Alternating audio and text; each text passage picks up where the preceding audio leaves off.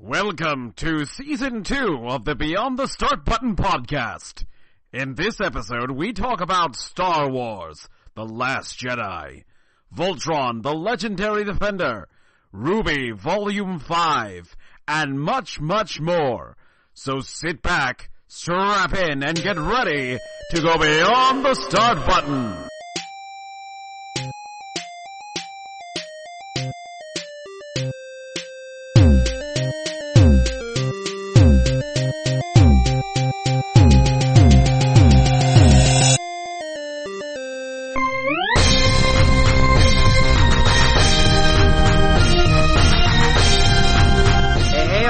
It's Ubernerd 527, also known as Joshua, and I'm here with my partner in crime, the Chewbacca to my Han Solo, Danny, the ultrasonic player. Yo, what's happening, arcaders? How's it going? Welcome to Season 2 of the Beyond the Start Button podcast, the podcast where we go over comics, TV, video games, manga, anime, fandoms, all kinds of different things that we know you nerds care about and we care about too. So we want to cover them here on the podcast, and that's what we're going to be doing today. Now, before we get started, I do want to just really quickly go over why we've been away. Unfortunately, the end of we were only supposed to go away for 2 months because of, a lot of life change happening for both me and the ultrasonic player. And then, of course, a hurricane after that. Yeah. We kind of had to postpone our Season 2 premiere until now. So we're going to go ahead and start up Season 2 with a brand new season, a brand new format for the podcast, which I think and hope that you guys out there will enjoy, will listen to, and maybe even get involved with us and conversate with us and other words that will get you to listen. Yeah. So, as you can tell, we're both very excited to be back. And so our new format for this is we're just going to take what we did in our original show was the Press Start segment, where we just kind of talked about whatever we're passionate about for the month. And that's basically going to be the format for our podcast from here going on. So we're just going to go right into it. We're going to start up with what we want to talk about. We have a few subjects that we want to talk about. And since I have started off this podcast, I'm going to start off with Danny, the ultrasonic player. Take it away, Danny. What are you passionate about this month, sir? Oh, well, definitely several things. To start off with, this is something we both actually are big on discussing, is Star Wars Episode 8, The Last Jedi. That's right. So basically, unless you've been living under a rock or hanging out with Ewoks for the past maybe 30-odd years or so. Or want to avoid spoilers. Yes, very much so. Yep, that as well. But anyway, we now have the official trailer, for this upcoming film. It actually just dropped, just a few days ago. And it's the best way to describe the trailer is that it's not really something you could put in words, but I'm gonna try. And the reason why I'm saying it this way is because it's one of those trailers that is done so well, specifically the way in terms of its editing, because it doesn't answer any questions that the fans have been wondering since we left off with Force Awakens. It's like, instead of answering any questions, we're actually left with more. Even more so than the teaser trailer we had in Star Wars Celebration, which already raised a lot of question marks enough, but with this new one, it's just even more. And the funny thing is that it's one of those things to where you can easily look at any of the big scenes as being a bit of a misdirection. Specifically, the end scene just of the trailer, like the very last scenes. And it's one of those things to where really, when you get right down to it, you don't know what to expect. And I think that's a very good move on Disney / Lucasfilm's part, because of this trailer, now fans they have no choice but to go see it, which everyone was going to go see anyway, but there's a sense of anticipation. Like, there's no sense of, oh, I know what's going to go down. I mean, you kind of know maybe a few things. Like, for one thing, you know there's going to be a big there's going to be a big confrontation between Finn and Captain Phasma. That much we do know. But as for everything else, no one has even the slightest idea, and the only thing that fans can do is speculate, and that is a very good thing, because that's going to keep the steam going, and it won't be until until episode 9, and specifically after people see episode 9, that we will actually have more of a bigger picture. But again, I'm enthusiastic. I mean, I was already enthusiastic about this upcoming film, and only more so now because of this recent trailer. How about you, Josh? I totally agree. I really thought that this trailer was done very well. One of the things that a lot of people have been saying is that this trailer was really like full of spoilers, and honestly, to tell you the truth, I actually came out with more questions than answers. Yep. I want to know what's going on here. Yeah. I really, really thought that it showed off the movie without giving too much away. Yep. So, although not everyone agrees with that, I really do believe that we're in for a treat, and I think that this is going to take Star Wars in a new direction. One of the biggest complaints with Episode 7 was that a lot of people thought it was just a rehash of A New Hope, which I can see where their complaint comes from. I did not feel that way, me personally. I believe that the movie did hit some familiar tones, just like a song kind of hits a familiar melody or something like that. Yeah. But it wasn't the same exact movie, in my opinion. Yeah, I feel the same way too. I can easily see why fans would feel that Episode 7 is basically a carbon copy of A New Hope. But for me, I feel that was probably, I mean, I personally don't think it's a carbon copy of A New Hope, but I feel that the purpose of the film and the reason why Force Awakens was done the way it was done was to give a sense of familiarity to fans.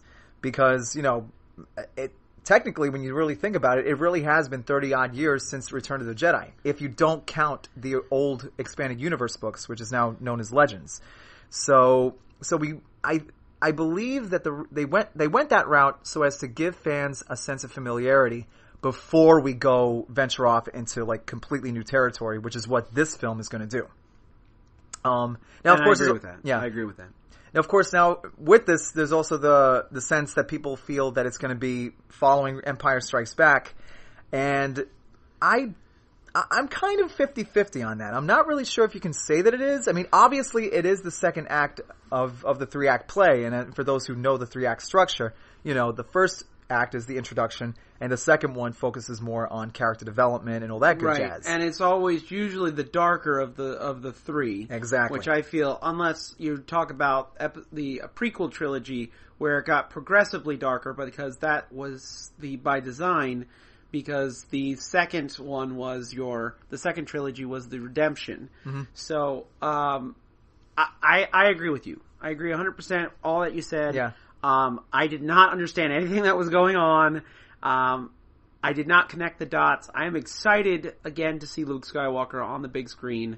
I really, really am excited for Mark Hamill. I really want to see him act on screen again, on the big screen. Yeah. I mean, I've seen him act again on the screen in Flash. Oh yeah, he did an amazing job. Such a great job on the Flash. But I cannot wait to see him step into Luke Skywalker, the role that made his career. Yeah. And come back at it almost the same age as Sir Ian.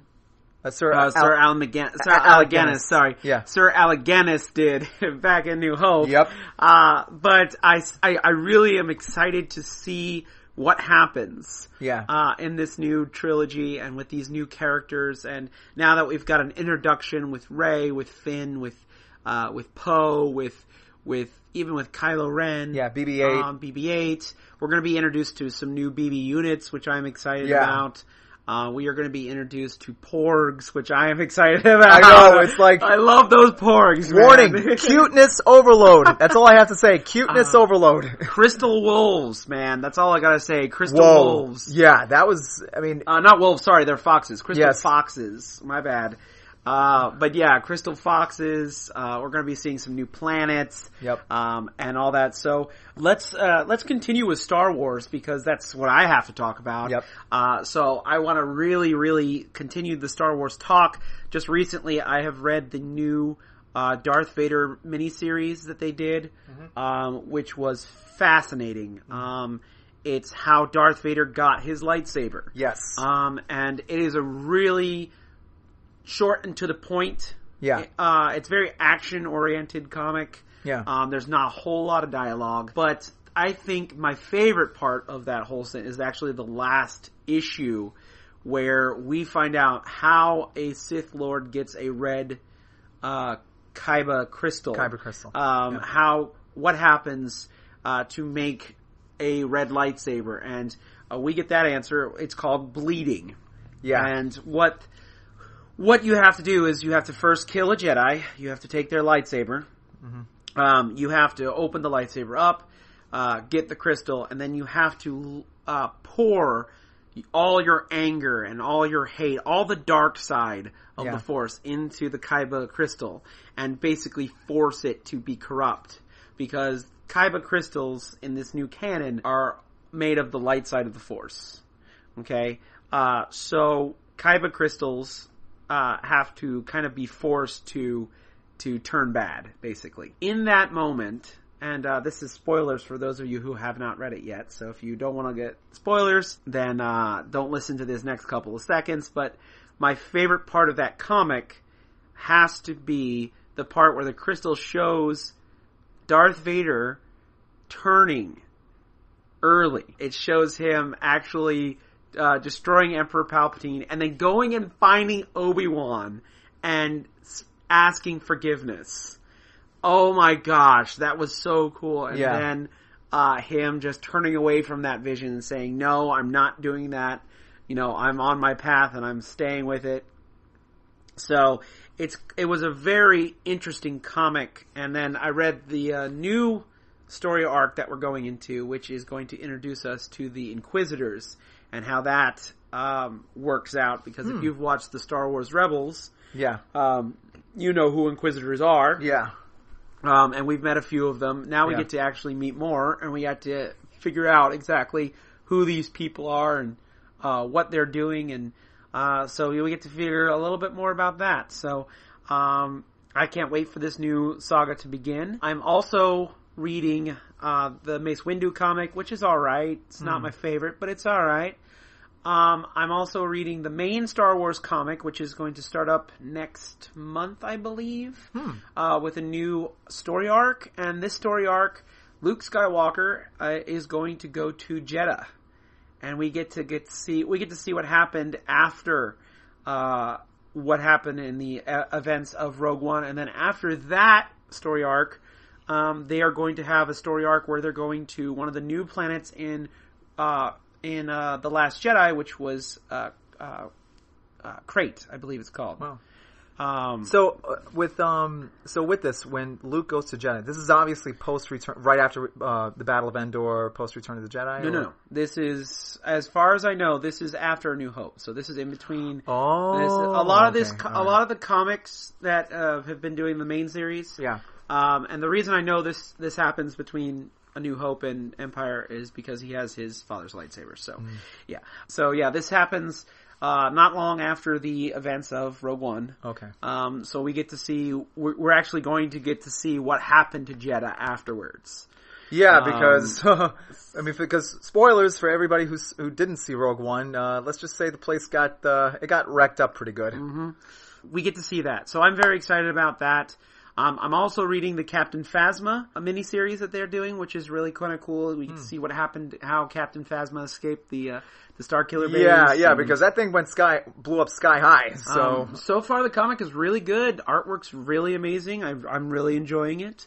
I'm also reading Star Wars Adventures, which is more of a kiddie comic published by IDW. It was really interesting comic.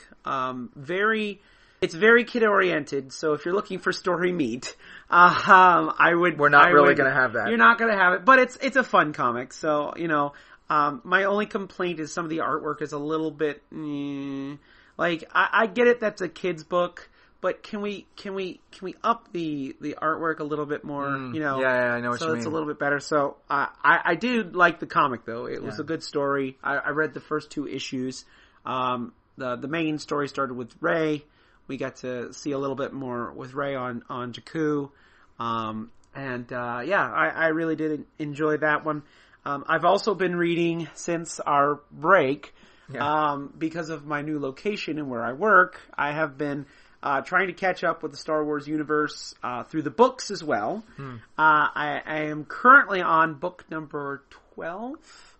I say read, but I'm not actually reading. I'm actually listening to it, so I'm doing audiobooks. That's okay. Reading is reading. So I have an app called Overdrive, and it connects to your public library account, and you get to check out audiobooks for free. Oh, that's cool. And so I've been reading a lot of Star Wars books to kind of get back into the universe and see what I've missed. I've read the Aftermath trilogy, which is really good. I highly suggest that book for those of you who want to really dive a little bit more into Star Wars and want to know what happened. There's 4 books I would recommend for those of you who'd like to know what happened between Return of the Jedi and Force Awakens. And 1 comic. The first one is the comic, which is Shattered Empire. Yes. Read that. It's really quick. You get to meet Poe Dameron's parents. Yep. That's really good. And then the Aftermath trilogy, which is really, really interesting. It's a very, at the beginning it's kind of weird because what they do is the author, writes the book so that you have a main story and then you have like these little asides that show you what happened to characters and things.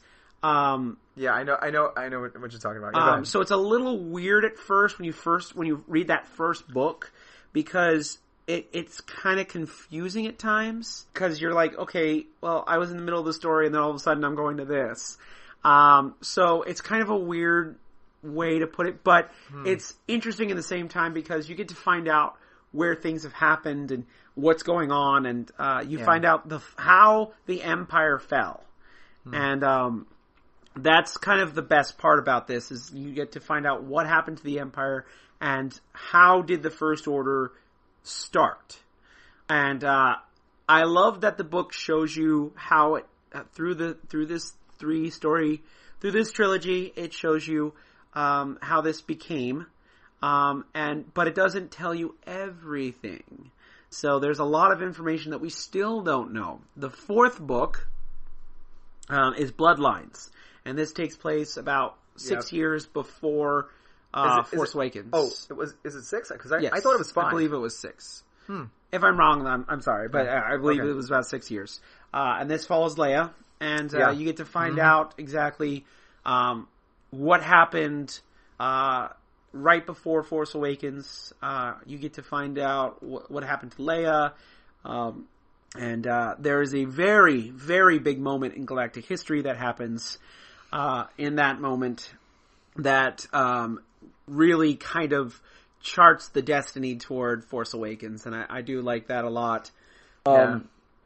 So I'm also currently reading. I'm actually reading, not listening to.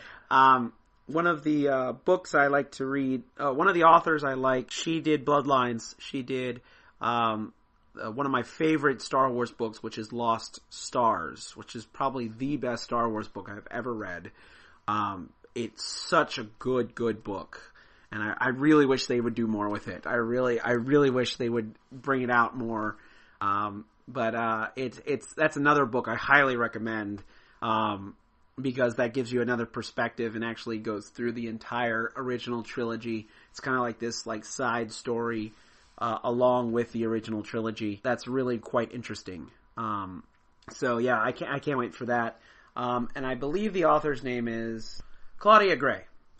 She is the one who wrote these amazing books. I really like her. I think she's a really amazing author, especially when it comes to Leia.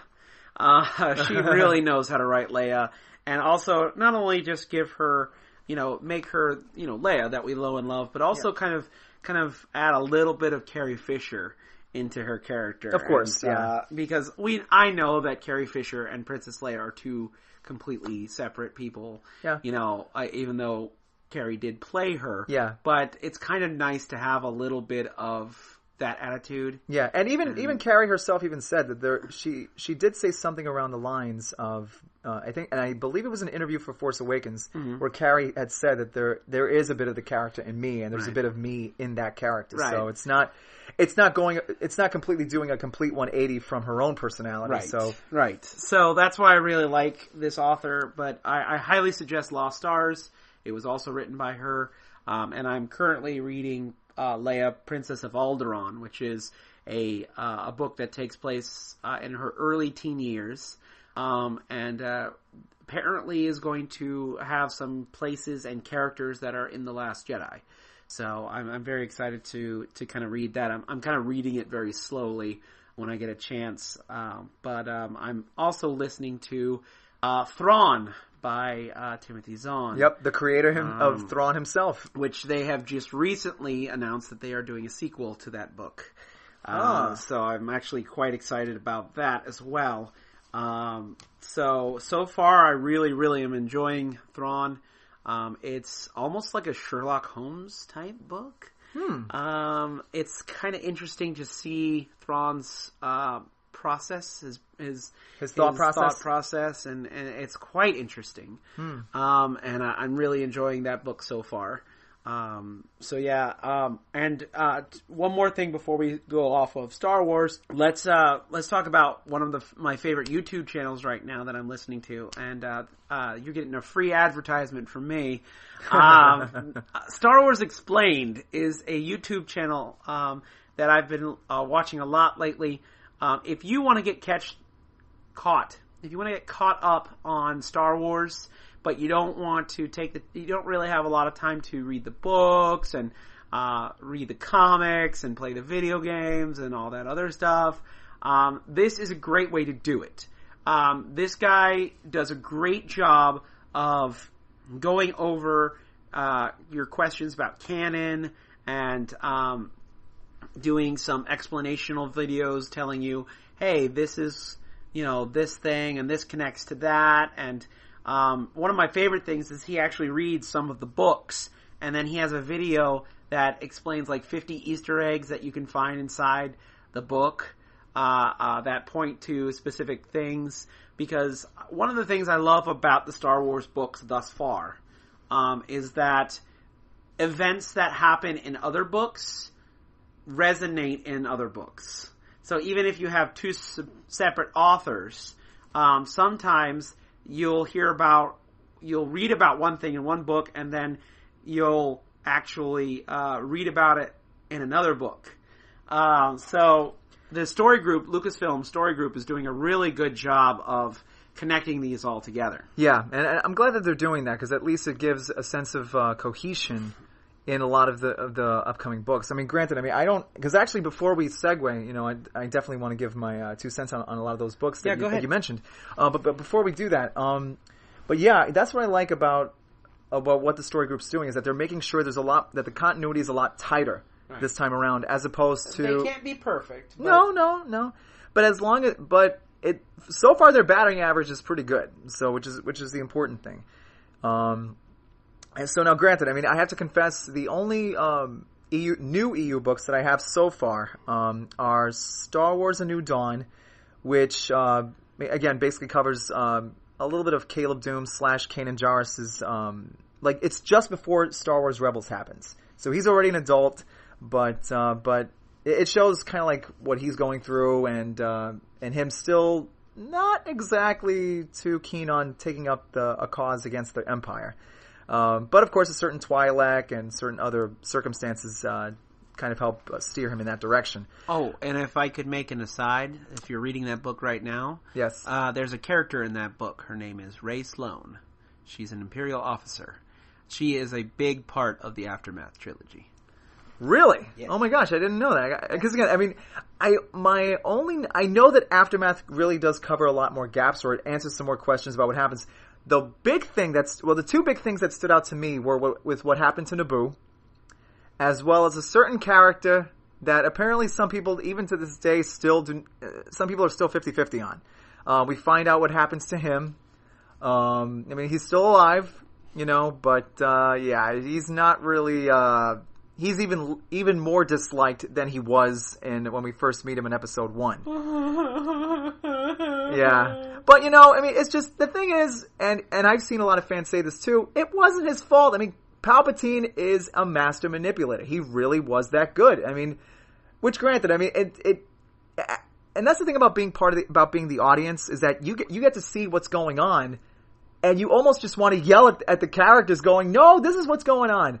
And it's one of those hypothetical questions that, like, how would the galactic populace react if they really knew what kind of person Palpatine was, and how easily he was able to manipulate just about everybody. Now, granted, that kind of revelation probably would not go well with a lot of people, because some would feel like, what does that say about us if we let ourselves get tricked that easily? But hey, Palpatine's a Sith Lord, and that's how they operate. But yeah, and also, going back to what you said about the Darth Vader comics, again, I'll try to make this quick, but I do like that new wrinkle about how the Kyber crystals become red. Because for the longest time, my understanding of it was that Sith Lords had gotten a hold of synthetic crystals, and that's how they made their lightsabers. That's the Legends canon. Yeah, the Legends canon. But I do like the idea of the fact that the crystals have no color, because that's the whole thing. To where the Jedi, or a Force user in general, has to put their own Force stamp, if you will, into the crystal for it to become the color that it is. And the idea of the fact that a Sith Lord has to basically force the crystal to kind of become, or bleed, if you will, it definitely adds a new wrinkle. Granted, I know there's definitely some fans out there and certain podcasters out there who don't particularly like that idea, but personally, I don't mind it at all. And the idea of Vader kind of having this flashback of him actually seeking redemption much more early on, and then ultimately turning his back on it, I actually like that, and it actually makes a lot more sense with the character, especially where he is at that point. Because as of this moment, you have essentially, for lack of a better word, a broken man in every conceivable way. Because really, he doesn't have anything left. He has nothing left. He has essentially lost everything, both from his own actions as well as Palpatine's manipulations. So to him, it really just, it all goes back to, he doesn't have anything left. Palpatine is all he has left. Now granted, Vader hates that, because it goes back to, I trusted this guy and look where it really got me.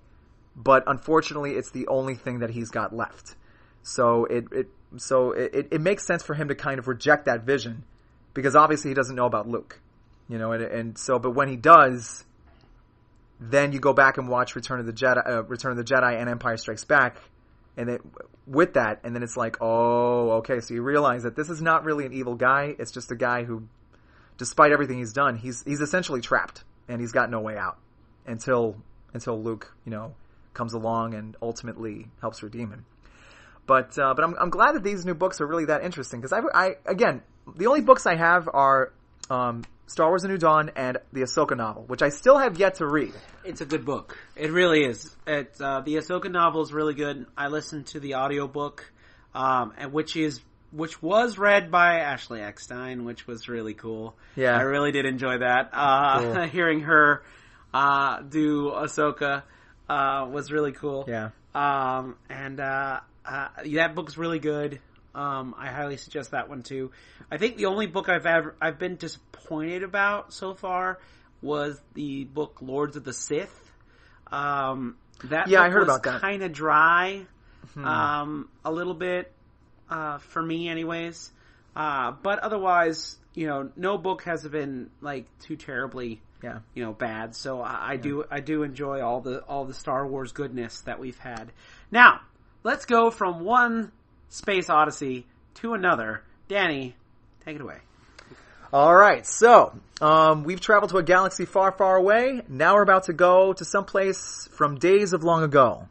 From the far reaches of the universe, we have a new legend. Voltron. That's right, ladies and gentlemen, but I'm not talking about Voltron 84. No. We're talking about the Netflix series Voltron Legendary Defender. That's right. So, as those of you may already know, Season 4 has just dropped. And, but I haven't gotten around to completing that season yet because I just got finished watching all of Season 3.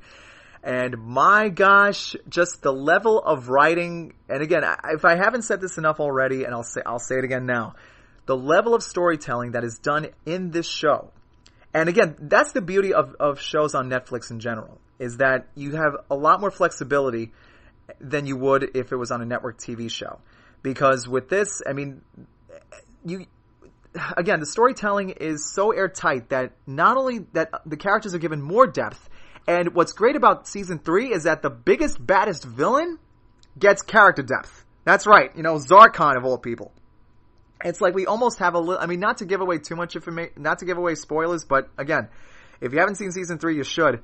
But essentially, they pretty much pull a George Lucas, and pretty much take the biggest, baddest villain and make him a bit of a sympathetic character. Which we don't really get until the very end of Season 3. But you get to realize that, I mean, yeah, granted, there were definitely the character definitely had some ambitions that kind of tended to go over the line. But as time went by, and again, and you'll see this in the final episode of Season 3, you find out that it's not completely on his own volition. That there's things that happen to him that ultimately corrupt him to the point to where he ends up becoming, the big bad dictator that we all know him as of right now.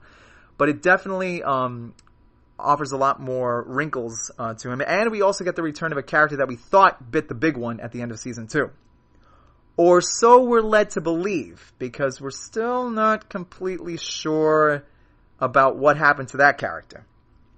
But what's great about it is that even though the episodes are much smaller, because it's only 7 episodes for Season 3, but it's it segues great into Season 4, which I am actually currently watching right now, and as of this recording, I'm currently on the second to last episode.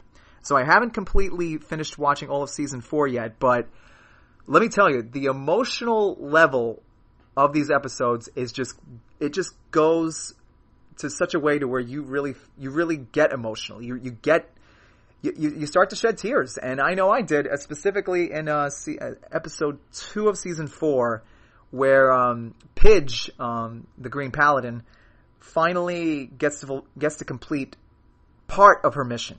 But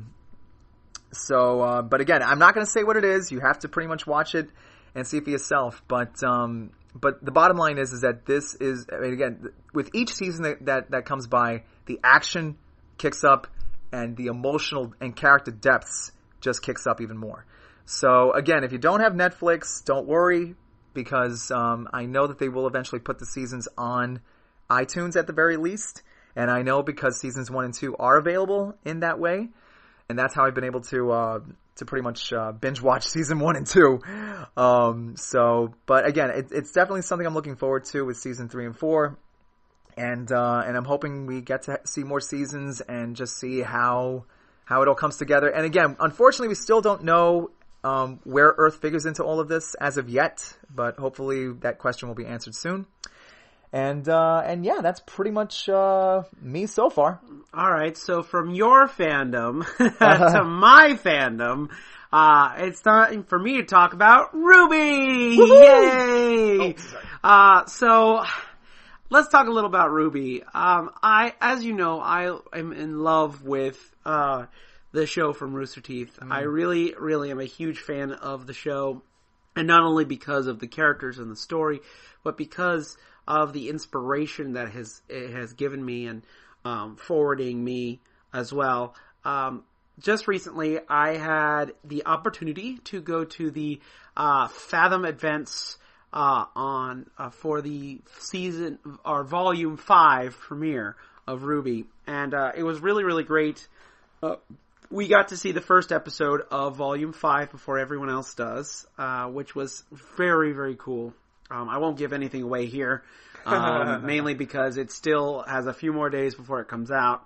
But I will say also, we got to, for those of you, I guess, who haven't completely caught up with Volume 4, you got to see the last 3 episodes of Volume 4, and then we got a little bit of commentary with why they did what they did with these last few seasons.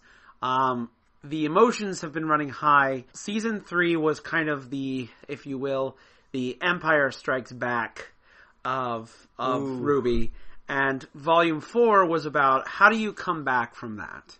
You know, you've been knocked down and kicked around, and now how do you you've lost a lot of things, and now how do you come back from that?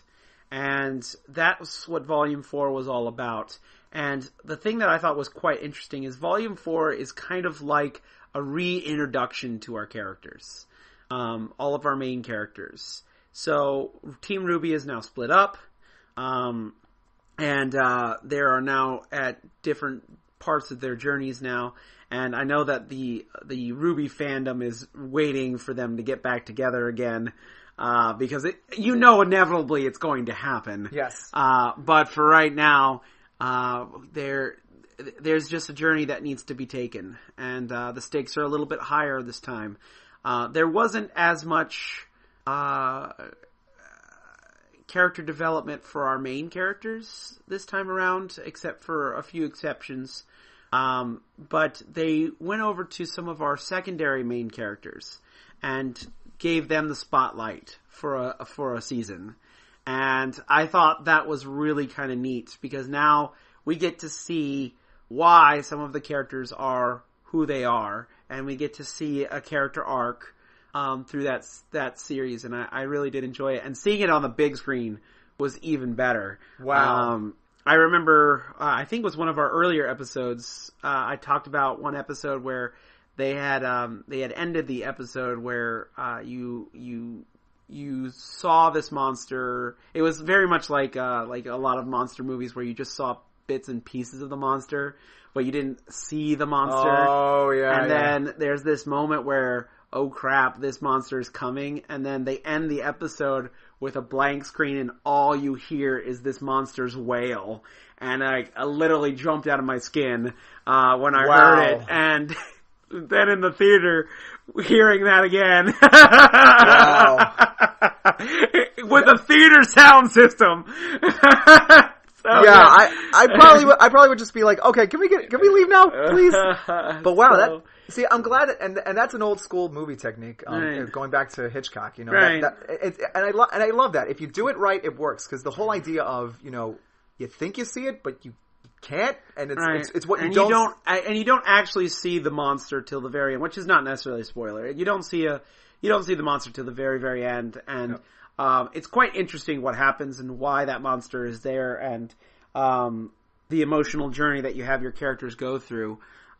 We get to find out more about some other characters. My only complaint is the main character, RWBY. She doesn't really grow very much in the show. She's pretty much the same person, but even though she still has a little bit of a character arc, and there are some things that they did set up that I'm hoping they pay off in the 5th season, and then of course the 5th season started off really, really well, and actually they came out of the gate running. Let me tell you, I thought they were going to wait for a few things, but they came out of the gate shooting, and which was really, really cool. But at the same time, they started this episode a little bit more on the funny side. There was a little bit more jokes this time around, which is great, because the last season was kind of a downer for most of it. But it's kind of because it has to be. So, right. There wasn't so many jokes. There wasn't so many, quotable lines in the 4th series. Right. That have been before. But this time it's a lot better, a lot funnier this time around. The voice acting is top notch. The animation has jumped up another notch. Volume 4 was, I keep saying season, so I apologize for that. They're volumes. So Volume 4 was a jump up in animation technology. And they did a great job, and it looked wonderful. But they have really hit it out of the park again with this next volume. It's beautiful. It reminds me a lot of Avatar, actually. Wow. This time around. Avatar, The Last Airbender? Last Airbender, yeah. Oh, the wow. good Avatar. Yes. The TV series. Avatar, The Last Airbender. It does remind me a lot of that. So I'm very excited to see where this volume goes. I'm excited because we get to see some new characters. We were introduced to a few characters last season. We are now maybe having some character interactions with those new characters. So that's going to be awesome. And of course, they just ended RWBY Chibi, which is the chibi version of RWBY, which is always a lot of fun. I really love RWBY Chibi because, originally RWBY Chibi was just, hey, let's make fun of this part of the series or this part of the show or this thing that fandom likes or, breaking this fourth wall. But now they're kind of just doing their own thing. It's kind of just their own little jokes and their own little asides. And, they are making references to other Rooster Teeth things and stuff like that. But, they're still they're introducing new characters. This time, this season of RWBY Chibi, we got to see other characters like Penny and Yang and Ruby's father Ty, who is the quintessential father. The dad always trying to be cool. Trying to be hip. Yeah, he's trying to be cool and hip and whatnot. Yeah. So I did like that. They take these characters and they kind of just, spin them around a little bit, make it funny and make it, and kind of bring it to its own self. So it's its own kind of separate universe that I do adore. Yeah. That's all I have to say for RWBY. I can't wait for more of Volume 5. I'm sure you'll probably be hearing it more as we are talking about on this podcast. So, let's move on from that to your next subject, Mr. Danny. Go ahead. Okay, so the next thing that I'd like to talk about is E3, and I know that this is obviously several months past, but I just want to say that from what I was able to kind of glimpse, and I still have yet to sit down and watch the whole thing in its entirety and really breathe in and the whole E3 experience, Nintendo style. But from what I was able to see, it's like so many projects coming up, so many both from the mainstream developers as well as the indies or nindies as they've come to be known. It's just an amazing time if you have a Switch. I know that not everyone has one still, and they're still kind of scarce. But for those of you who have been able to get a Switch, you're going to be in for a big treat. And I know because I have mine. So it's a pretty amazing time to be a Switch owner. But the 3DS isn't completely left out. There's definitely a lot of cool titles. I know because I actually am playing a few. Of course, as of this recording, Mario & Luigi Superstar Saga has been re-released and remastered, along with a little segment called Bowser's Minions. And while I haven't gotten to that section yet, but still, let's go back to Mario and Luigi Superstar Saga. I remember playing that at back when they had a Game Boy Advance SP station at my local Walmart. And at first I was like, this is interesting. It's like a Mario RPG type thing. Not to be confused with the classic Mario RPG Legend of the Seven Stars. But this one was different, and it definitely had a bit of a turn-based combat system, but it was done in such a way to where it's so much fun and it hooks you in. And granted, I have the original version downloaded on my Wii U, but what they're doing here on the 3DS version it's amazing. And it's a lot of fun and one that I highly recommend. Of course, granted, You can buy the original version, on the Wii U, virtual console style. So you have that. But with this one, it's a lot of fun and definitely a recommend. And also, one other thing as well. Let me see. While you're coming up with that, I do also want to add in, because E3 came and went. We also had D23, which came and went. And of course, the upcoming Star Wars Battlefront 2. Yes. Which I'm very, very excited about. Going off of what I talked about earlier, I've been reading Star Wars books. I actually read the book for Star Wars Battlefront 2, which leads into the video game. Yes. I'm really quite excited to see what happens in the story mode this time around, because Battlefront 2 is going to have a story mode! Yes. So, I'm very, very excited about this. They said that they've taken some cues from different games like Uncharted and games like that. So I'm very quite excited to see this game. And this is actually going to whet my appetite for seeing what the Star Wars universe looked like after Return of the Jedi. Because it's one thing to see it in comics and read it in a book, but it's another completely different thing to see it on a screen in front of you, either playing it in a video game or watching it on a TV movie or whatnot. So, actually, you know what? Let's lead it to a discussion question. I know this wasn't prompt to, but I want to lead to a discussion question, okay? Yeah. So, we both know that DC does these direct-to-DVD movies. Yes. Okay? And they are really popular, actually. They really are. They do the direct-to-DVD animated movies and stuff like that. Yeah. What if Disney decided to do this for Star Wars? What if they decided to do this with, like, the books, the comics, make adaptations?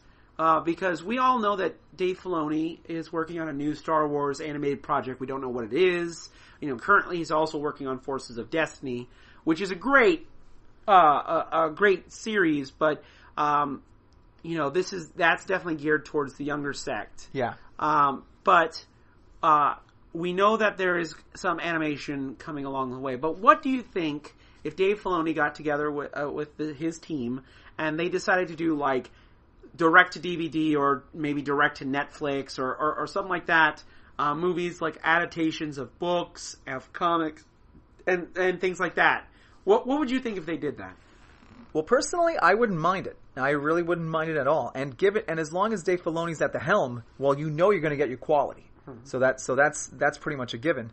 And I wouldn't really mind it because it would also help fill in some gaps that perhaps maybe books or even regular TV shows couldn't do. Like certain things, like, okay, you have this story and it's great. It's Star Wars. It fits the aesthetic, everything.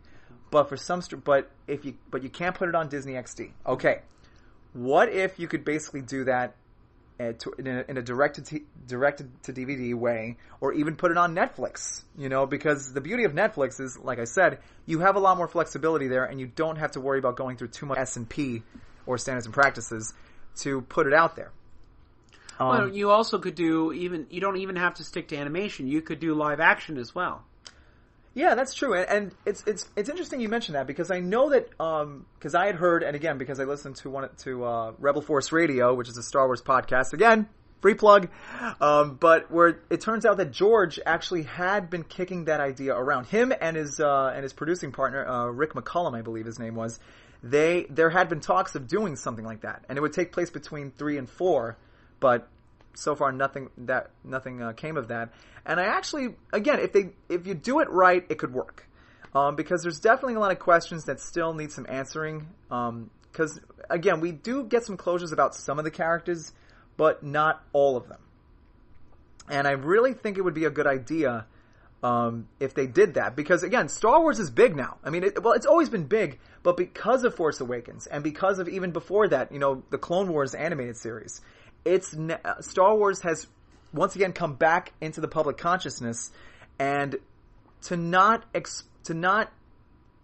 cover other stories, or at least give closures to certain characters that were kind of maybe talked about but never really fully explored.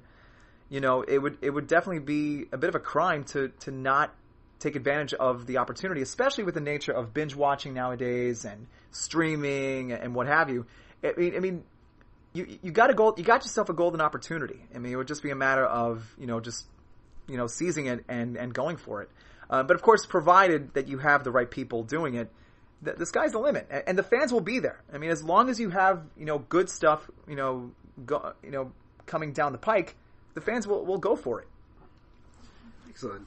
Well, I do agree. I think that it would be a good idea.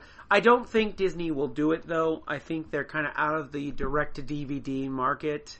Honestly, to tell you the truth, I really, I'm kind of mad a little bit at Disney because there's a lot of shows and stuff that they could have put on DVD season-wise, and they don't, especially their cartoons. The only ones that they do is Star Wars Rebels because, obviously that's going to make them lots of money. Yes. Because people are still going to buy them.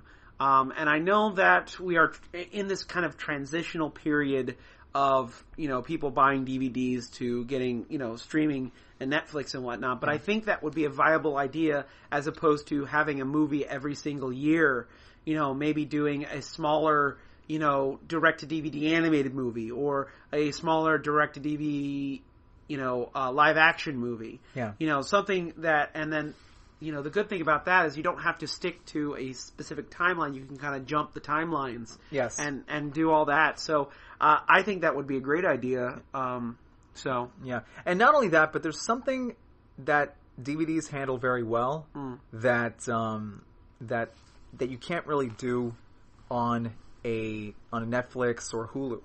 And that is special features. Right. Now, things like, and not just featurettes, but, theatrical trailers, TV spots, director and, cast commentaries. Right. You can't really do that on with Hulu Plus or Netflix. Right. You just can't. Granted, you could probably get away with it if directors and producers were to do like a live commentary, because I think James Gunn had done that with Guardians of the Galaxy. Right. He had done a live commentary with fans, which was great. But still, there is something about having that kind of feature on an actual hard copy that you can't replicate that on something that on something like Netflix or Hulu. You just can't do that because then you'd have to have a completely separate thing right there. And so and I seriously doubt that the producing powers that be would want to make it more complicated for themselves or for their audience.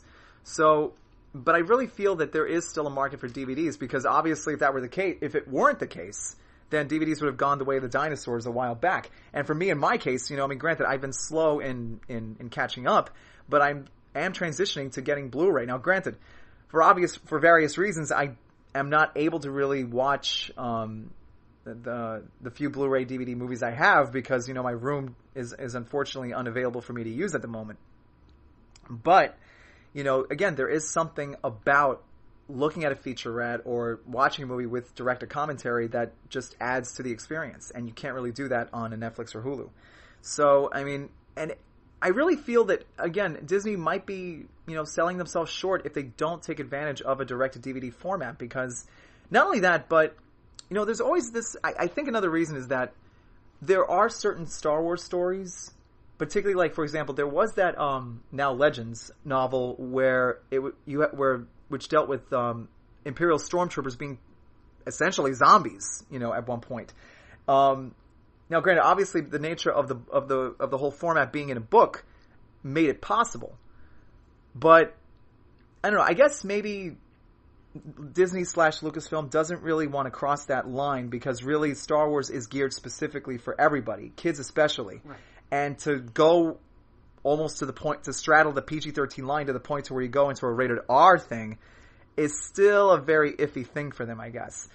Even though, really, when you think about it, considering what ends up happening in Star Wars Episode 3, The Revenge of the Sith, it's interesting that Episode 3 got a PG-13 rating, because when you really consider what goes down in Episode 3, it's pretty much borderline rated R. Right. I mean, after all, we're dealing with, head chopping, limb severing, and especially the fact that, our protagonist gets turned into a villain, but more than that, he pretty much ends up suffering 4th-degree burns. Mm-hmm. That's not something you can really water down when you get right down to it. So, but, I mean, again, we'll see what happens, but I really feel that Star Wars can be explored in various ways and in many different formats. As long as it stays true to the aesthetic of what Star Wars is, you can pretty much do whatever you want. Yeah, and I agree. So, let's move on to your next subject, which is, you wanted to talk really quickly about some legendary voice actors and actresses that passed away recently. Yes. Of course, with the first one, for those of you who already know, especially for everyone who loves voice actors and voice acting and animation in general, June Foray, legendary voice actress, of all, has passed away. And of course, for those of us who were kids growing up watching reruns of Rocky and Bullwinkle and Smurfs and countless other things. DuckTales. Yep, exactly. I mean, June Foray pretty much voiced the character in some way, shape, or form. And of course, from Rocket J Squirrel, aka Rocky, to Natasha, to Magica De Spell from DuckTales, to even Mulan's grandmother in Mulan. And of course, Grandma from Looney Tunes, is it Nanny? Nanny from Looney Tunes. I mean, just, and again, and I'm glad that she was able to be on that documentary. I Know That Voice, and especially and looking at that movie again now is bittersweet. But she definitely voiced a lot of characters that most of us grew up watching. I mean, granted, it was in reruns at that point, but still, I mean, seeing all of those, and especially DuckTales and whatnot. It's really bittersweet, to see her gone. But still, the fact that she crafted out such a big career, and even almost close to her passing, she was still working. That really says a lot. It's almost kind of like with another voice actor, George, or the guy who voiced George Jetson, and it was the actor who voiced him, pretty much voiced him right up until he passed away. Wow. So that was really something. So, rest in peace, June Foray, and one thing's for sure, all the characters you voiced, and just you in general, you won't be forgotten. Mm-hmm. And now, the second one, this is for all of you Nintendo fans out there. Harvey Atkin, the voice of King Koopa, had also passed away. And, he basically was the one actor who pretty much voiced Koopa for pretty much all the interpretations of the Super Mario Brothers franchise during the late 80s going into the early 90s as King Koopa. And in fact, even now to this day, whenever I see King Koopa talk, or even though it's in speech balloons, I always think of this guy, because even now the voice just fits the character, because you have this guy who's pompous, he's villainous, and apparently he doesn't seem to apologize for it. And but at the same token, he also seems to have more of an anti-hero vibe about him, as much as he's a villain at times. And he's also got a bit of a sense of humor. Granted, it's a twisted, villainous type of humor, but it's like you hate him, but you love him. And that was something that he really brought to that role. And it turns out he had done many other different voiceover roles as well, but King Bowser Koopa is his most well known, especially to all of us who are Nintendo fans. So, Harvey, thank you so much for voicing a great character. And again, you'll at least now you're with Captain Lou Albano and Danny Wells, who Mario and Luigi. So at least you get to plan Koopa capers against them as well. So thank you so much. All right, so we're gonna wrap up this segment of the podcast, this episode of the podcast. So. We want to thank you guys so much for listening. We apologize again for being gone for so long. So we're going to try to get these out every month again if we can. But we do want to leave you with one question, okay? We want to see if you guys can interact with us. So feel free to interact with us on this website, thearcadearchives.com. On Twitter, you can find us, and we'll tell you where to find that here in just a minute. But the question is, what games are you ready to play for this holiday season? So our next episode will be in November sometime, and by that time everyone's going to get ready for Black Friday, and then getting ready to buy those holiday gifts. And we know as gamers that the holiday season is a big season for video games, and we're looking forward to games like Battlefront 2, Pokemon Ultra Sun and Ultra Moon, Mario Odyssey. We're very excited about these games, and I think next podcast we are going to talk about what games we're excited about, what games we want to play, and all that. So feel free to tune in next time. Feel free to leave your comments wherever you find us. So once again, you can contact us on Twitter, Facebook, Instagram. You can find us on the Arcade Archives network, because that's where we're a part of, thearcadearchives.com, where you can find us there. You can also find us on Instagram at the Arcade Archives Network. So feel free to, we'll probably be putting up a logo for this podcast. So feel free to answer the questions on the bottom there and let us know. You can also find us on Facebook at facebook.com/arcade1981.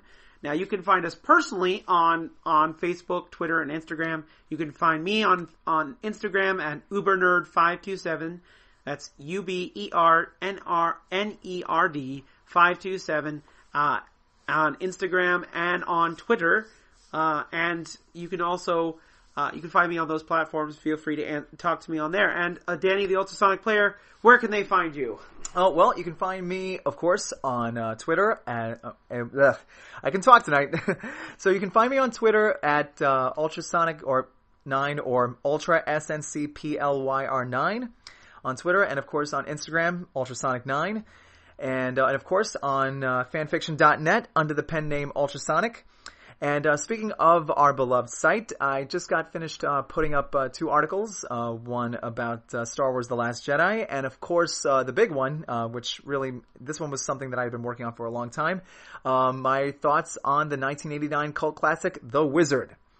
So you can check those out. Oh, you wizard. That's right. Yeah, you wizard. Yep, complete with power gloves and 80s music. Ooh, power glove. Yep. The power glove is so bad. Yep, so bad, it's practically good. That's right. And so yes, you can check me out in any of those ways, and yeah, leave a comment, like, and yeah, there you go.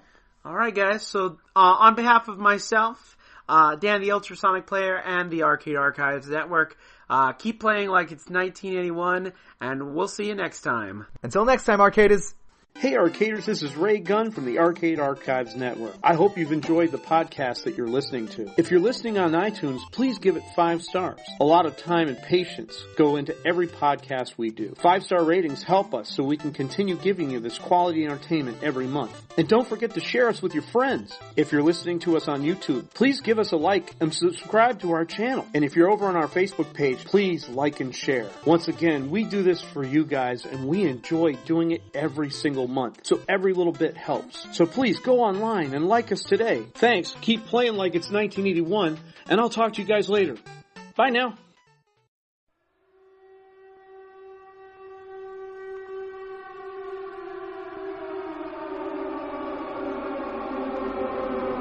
Message from headquarters. This is a Rebellion production and is part of the Arcade Archives Network. That is all.